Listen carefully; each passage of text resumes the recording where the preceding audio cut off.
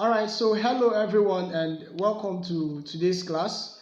So today we're going to talk about democracy and we're going to look at the meaning of democracy, features of democracy, advantages and disadvantages of democracy and some other points.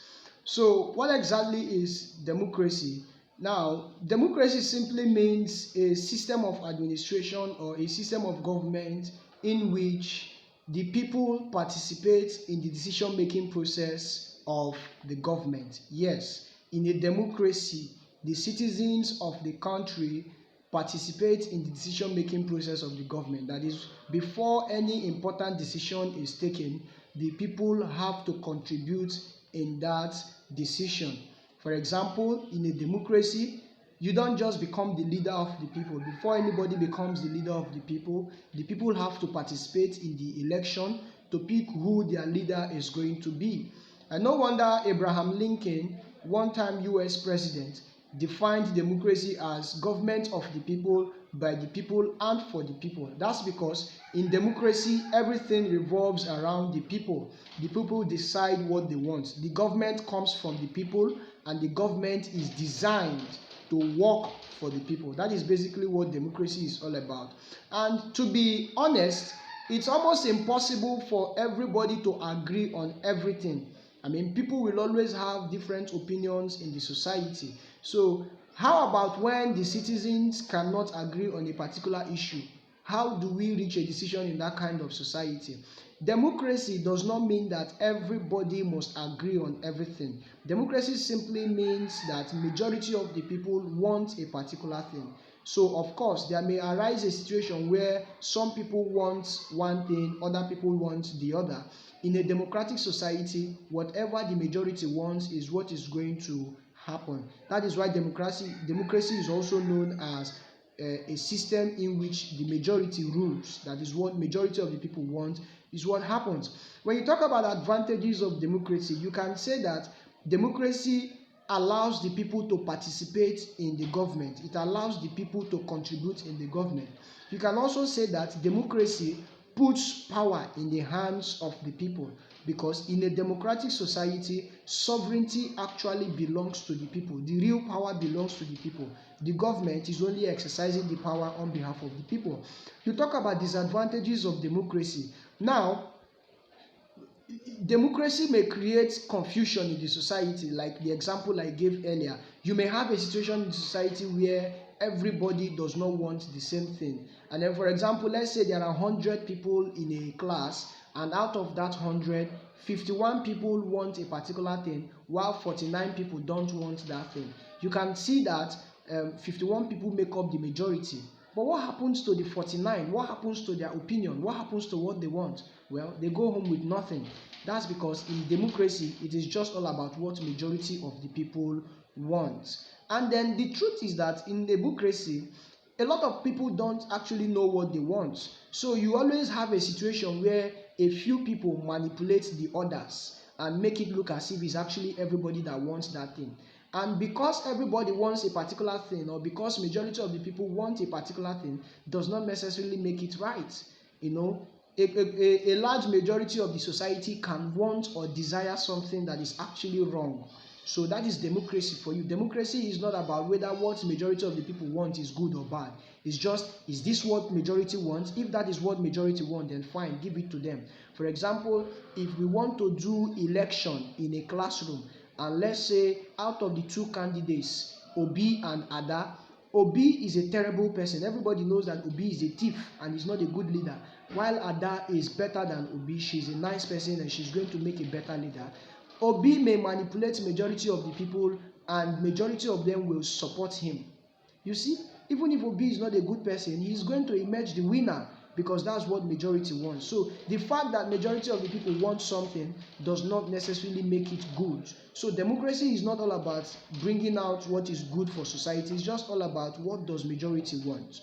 All right. So we look at the historical development of democracy. You can say that democracy developed from ancient Greece. Now, why is it said that democracy developed from ancient Greece? It is because of the system of administration that they practiced in those days. In ancient Greece, whenever they want to make important decisions, Adult citizens in the society will come out in the open and they will all make their contribution. So you see, unlike other cities and other towns where they had a supreme ruler who imposed his will on the people, in ancient Greece, the ruler did not just impose his will on the people. Before important decisions are taken, the consent of the citizens will be required. The consent and opinion of the citizens will be evaluated to know what the citizens actually want. I mean, think about it. It's just like in a family. Before your father or your mother makes a decision, he will call the children and say, "Oh, children, what do you want? What do you prefer?" That kind of family is democratic. Unlike a family where you just have one person making all the decisions, whether good or bad, you accept whatever the person says. So because of the system of administration that was practiced in ancient Greece, that is why it is said that democracy developed from there. However, democracy as we know it today has been hugely impacted by the works and writings of scholars. Over the years, scholars like Thomas Aquinas, Thomas Hobbes, and some of those great men, they've developed some concepts that now gave us the society we have today. Okay, they were the ones that developed concepts like separation of power, checks and balances. All of those principles were developed in order to reduce dictatorship in the society and enthrone a more democratic government that works in favor of the people. So we look at types of democracy. There are basically two types of democracy, and these are direct democracy and indirect democracy. Direct democracy is a type of democracy in which all adult citizens personally come out to participate in the decision-making process. For example, in our local communities, our villages, when they want to make important decisions, all members of the village will come out and give their opinion on that decision. They will directly come out. They will not send anybody to come and represent them. They will come out in person and give their opinion. That is direct democracy. Okay, so but you may also have another system which is indirect democracy, where because everybody cannot come out to participate in the decision-making process, they now have to elect some persons to go and speak on their behalf and make decisions for them. That is basically indirect democracy. If you notice, you will see that where the population of a state or a community is small, it is possible for everybody to come out and say what they want. But a state or community that has a large population, it will be impossible for everybody. For example, let's say there are 2 million or 3 million people living in your state. It will be impossible for you to gather 3 million people and ask every one of them what they want. So because of today's large population, you see that direct democracy is impracticable. That is why we now elect representatives who make decisions on our behalf. So that is why it is also said that in a true democracy, ultimate sovereignty belongs to the people. Our elected representatives are only exercising the political power that was given to them by the citizens through the ballot box. All right?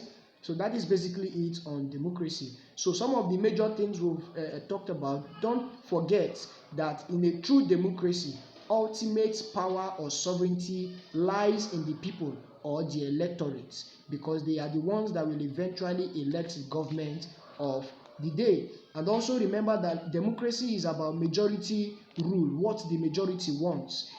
When everybody does not agree on a particular thing, what majority of the people wants is what happens in a democratic society.